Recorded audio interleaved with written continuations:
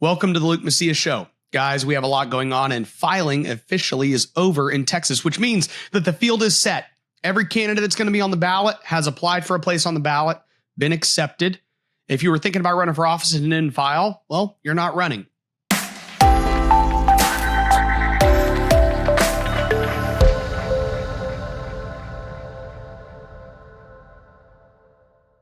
And this kind of bookmarks the build-up season in Texas politics.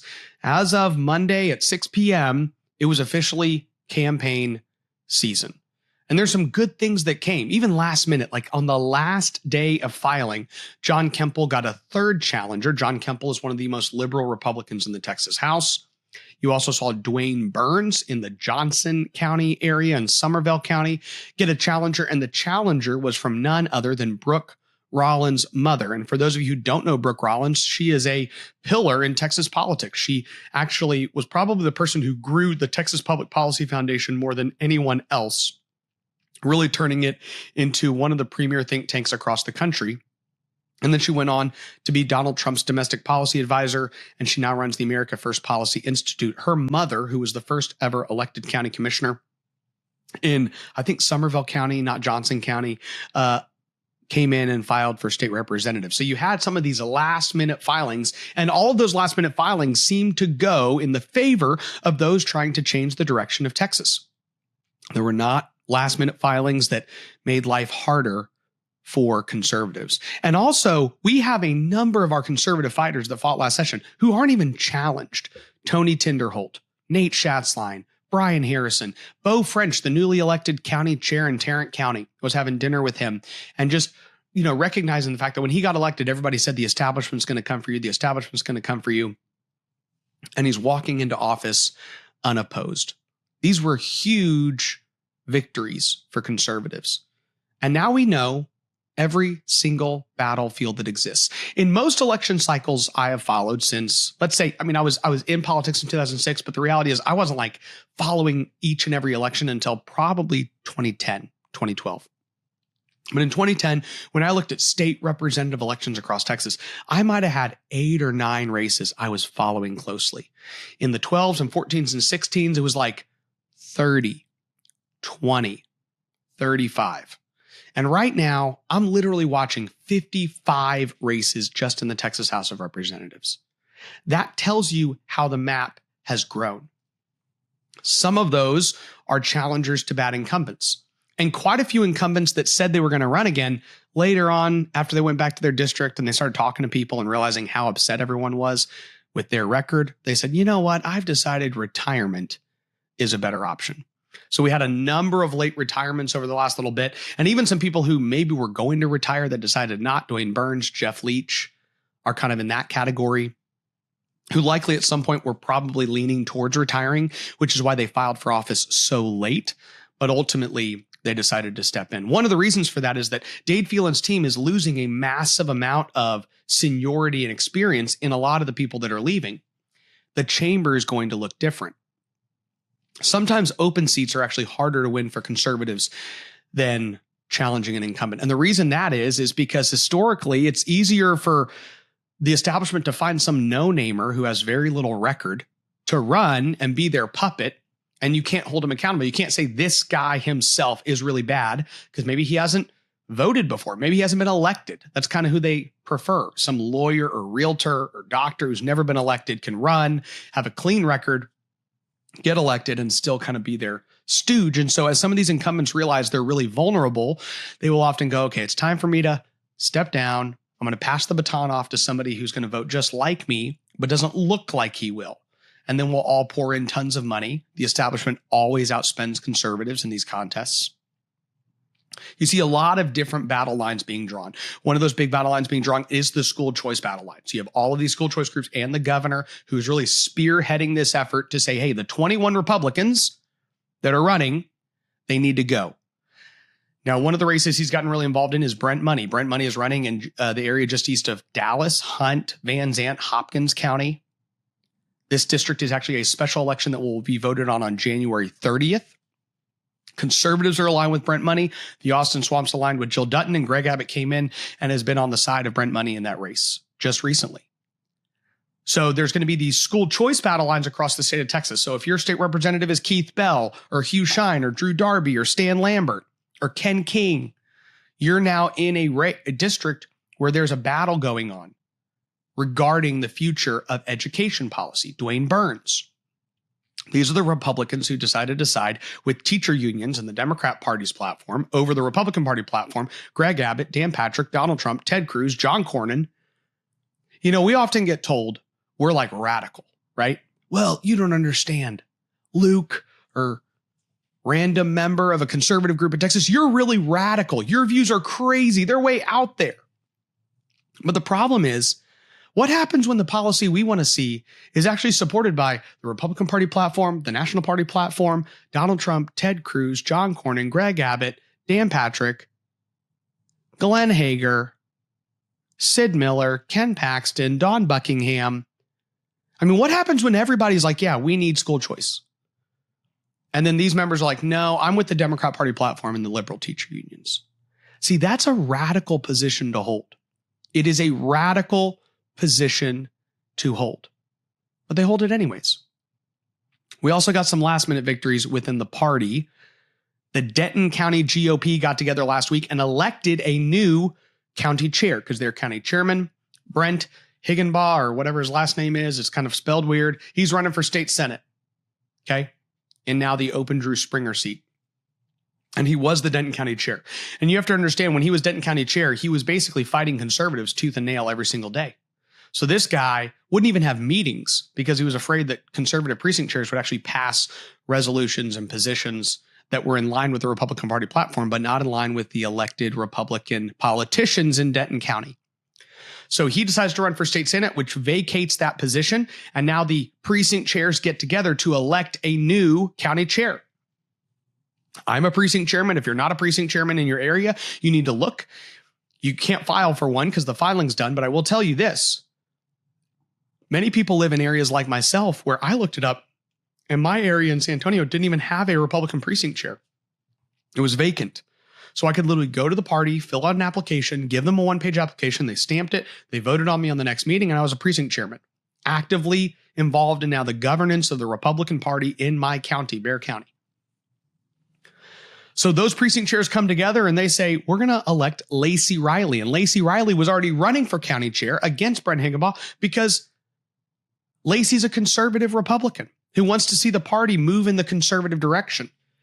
And what we see time and time again is, even though there are these critics out there and people upset about different things, we are remaining focused on literally winning each and every little battle we can win. And that's what you need to be focused on. You're going to get attacked and you're going to get told all sorts of different things and distracted by all these dramatic little, battles that come up and tug of wars and frictions. And you got to stay focused and say, what is it? What matters? What is going to move my state in the right direction? Precinct chairman in Denton County got together and they said, what's going to move the state in the right direction, our community in the right direction, is a conservative county chair. They went to the meeting. They elected a conservative county chair by dozens of votes. And she's now in charge. She's now running the Republican Party of Denton County. So Tarrant County GOP now has more conservative leadership than ever before. The Parker County GOP, Brady Gray is a good friend of mine. He's also the president of the Texas Family Project, is the new county chair over there. Scott Utley was a conservative county chair before him. He leaves. Brady Gray comes in. Brady's really conservative. Denton County GOP is moving in the conservative direction. Collin County GOP has had conservative leadership under Abraham George. He's now running for state representative, so he passes the baton off to another conservative Republican county chair. All of these things are moving in the right direction. And that is a huge, encouraging reality that we need to kind of recognize. Also, at the same time that we're having these victories, Tony Ann DeShiel, who is our RNC committee woman. So the Republican Party of Texas has 3 members on the Republican National Committee, okay? Our committee man, our committee woman, and then our state party chair. And you have to understand that Matt Rinaldi and Robin Armstrong, who's our committee man, have both been conservative forces, not only at the RNC level, but at the RPT level. So they're wanting the national party and the state party to both be moved in the right direction. I met Tony Ann DeShiel when I was 16 years old because she lived in the district that my dad was running in. Okay. I don't remember. She could correct me if I'm wrong. I think she was either the Kendall County GOP chair at the time. She was definitely like probably the TFRW regional president or vice president. She was very involved in the Republican Women's Club. She was an organizer. And at the time, she was working hard to make sure my dad didn't get elected to the Texas House of Representatives, and Carter Castile was there. 2 years later in 2008, she was like a party person, so she wanted to stay neutral, which didn't seem to be reflected in her actions in 2006. I say this to say that from then to now, I've watched Tony Ann Dashiell rise in prominence. She's always been a prominent figure. Even in 2006, she was a major prominent figure in the Republican Party of Texas. If you went to the Texas Federation of Republican Women Convention, if you went to the Republican State Convention, a lot of people knew who Tony Ann Dashiell was. And since then, she's been a force to keep the Republican Party as moderate as possible. That is what she's worked to do. To protect as many of the politicians who are doing the wrong thing, okay? So if you're a politician or a party activist and you're literally stirring up contention against the conservatives, if you're thwarting conservative policy, if you're killing certain things, if you're a really loyal person to Dade Phelan, Tony Ann Dashiell is going to push you in prominence. She'll have you on one of her conference calls or do something else like that. So Tony Ann Dashiell came out and said, I'm running for re-election, which is the election at the convention in late May when the Republican Party comes together. And just last week came out and said, you know what, after further consideration, I've got some other opportunities. I'm not going to be seeking the nomination from the party, the election of Republican National Committee woman. Huge victory for conservatives in Texas. The party continues to move in the right direction. And that's what we have to continue to fight for. We're not going to stop. It doesn't mean that every battle we fight, we will win. But you have to understand that we keep having these wins time and time again. And if we stay focused, we can continue. Citizens should dominate the conversations around culture and government. And to do that, we need to be informed. That's why Texas Scorecard exists, putting the news in context. We cover the stories that matter to you, the ones that you talk about around the kitchen table, not those dictated by politicians or coastal elites. Our mission is to help citizens move from media consumers to cultural and political influencers. The issues you care about, covered by people who share your values. Texas Scorecard, real news for real Texans.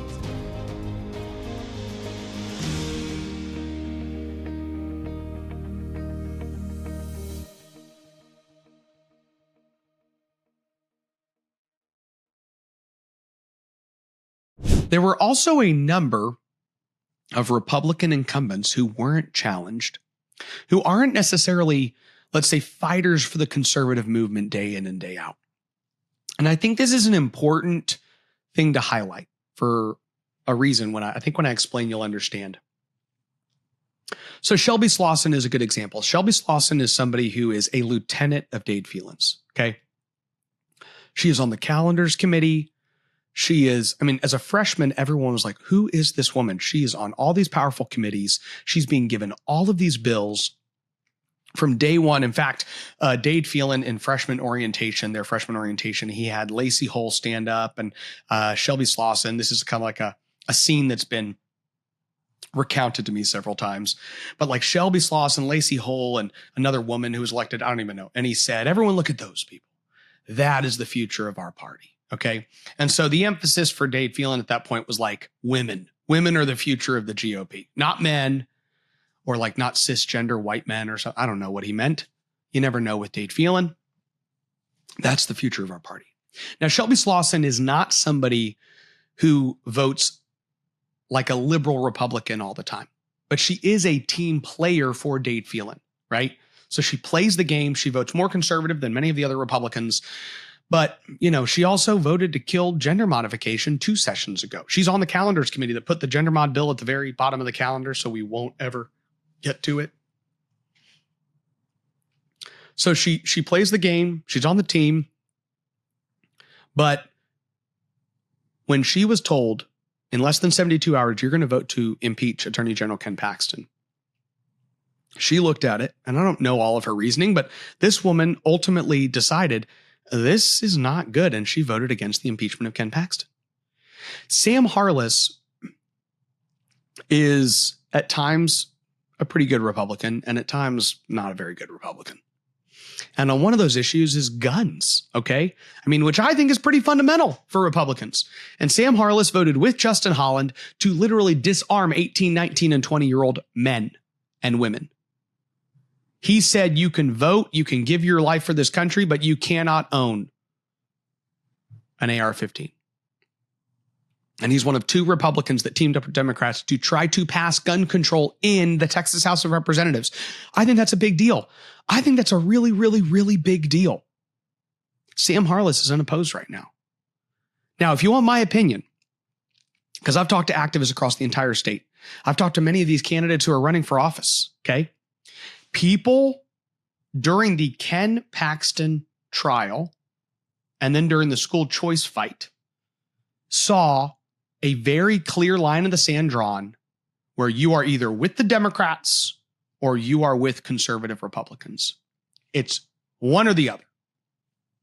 And on these two battles that got a lot of attention, if you were, as a Republican, were on the right side of both of those battles, you're in a much better position to maintain your status as an elected state representative in the state of Texas. And if you're somebody who sided wrong on both of those, or sided wrong just on the Paxton issue, people in your district rightfully see you as somebody who will team up with Democrats to pass their agenda over that of your Republican constituents. And rightfully so.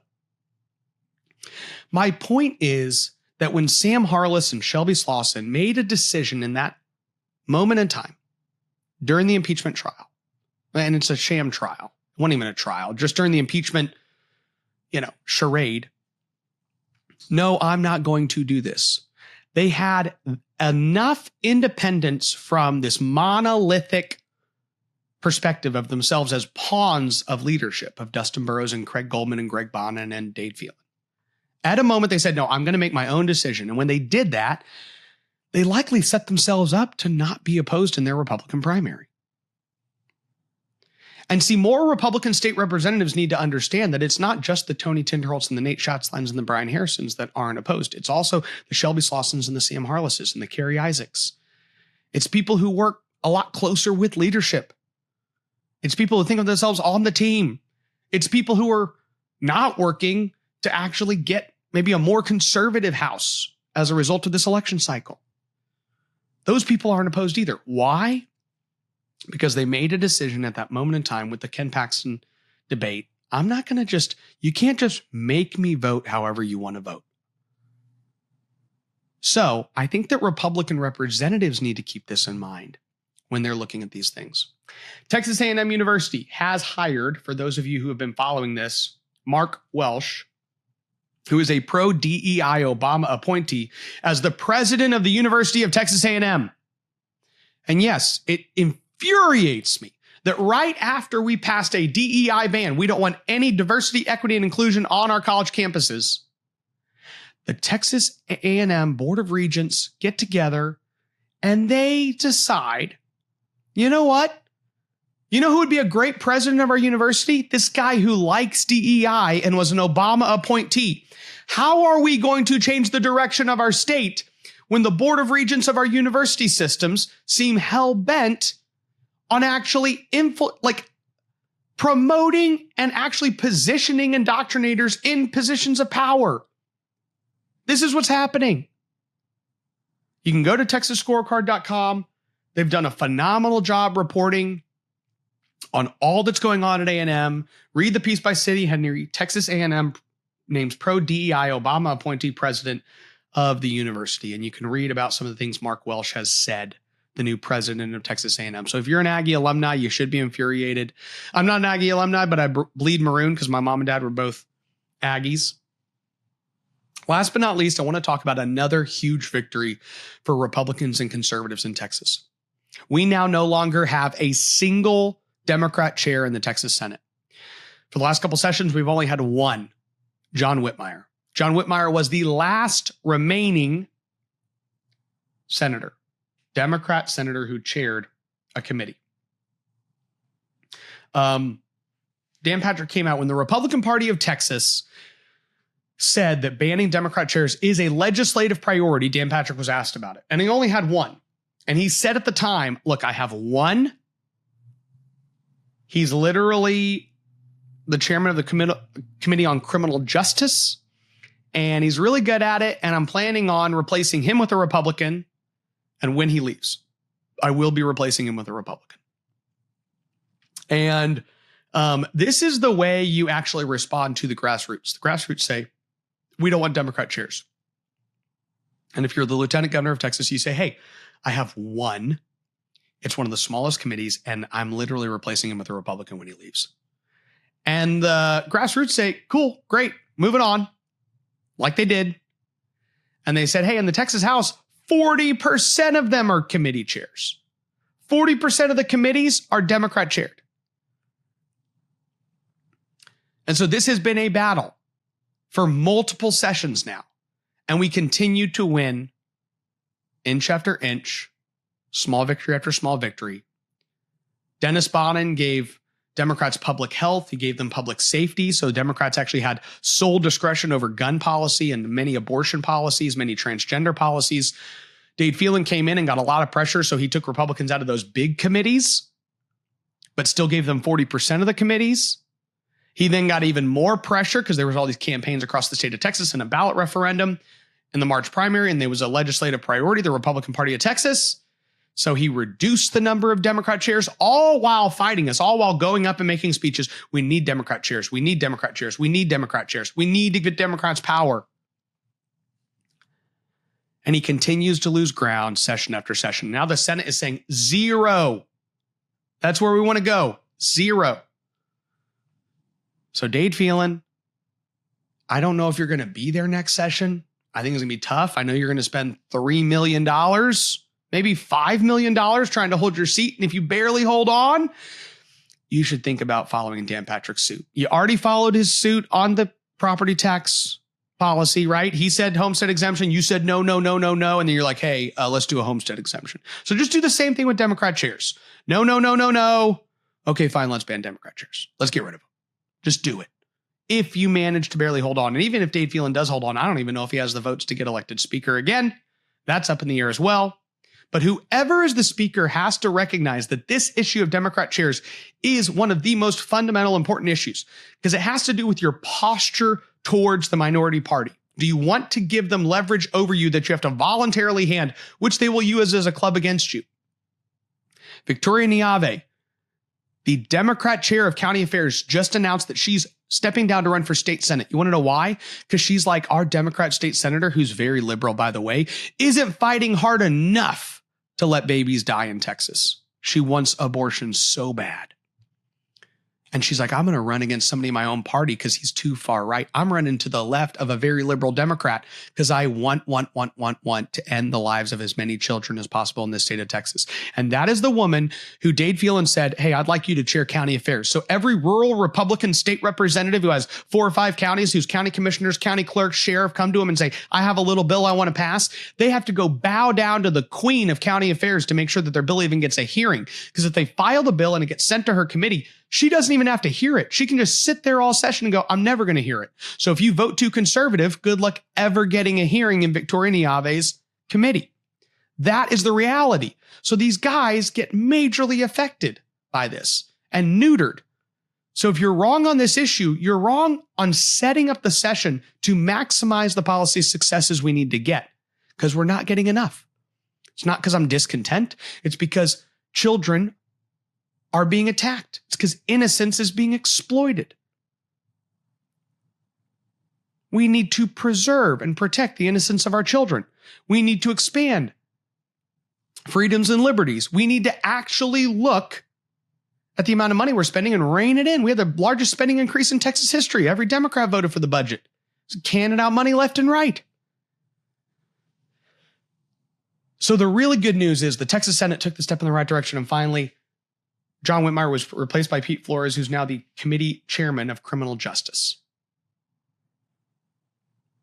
So congratulations to you, the conservative grassroots of Texas, who have made this an issue, who have forced this to be an issue, and who continue to get victories year after year after year on these issues. We can't stop. We won't stop. May God bless you, and may God bless Texas. Thank you for listening to the Luke Macias Show. To find out more information about what's going on here in Texas, visit texasscorecard.com.